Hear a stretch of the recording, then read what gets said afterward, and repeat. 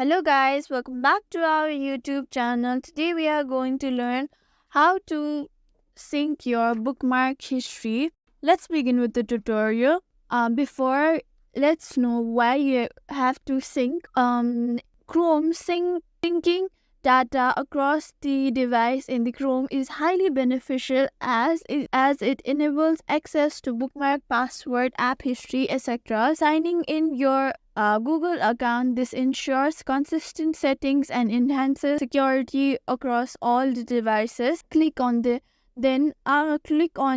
Chrome icon. There you can see the three dot icon on the top right corner of your browsing window. Click on setting to customize your sync option. Click on manage what you sync. Can choose to either sync everything or customize the sync setting. If you want to manually customize the sync, click on customize sync.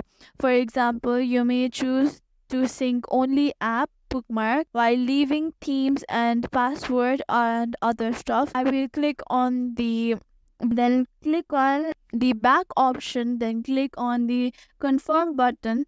Thank you for watching this video. Make sure you like, share and subscribe to our YouTube channel for more such content.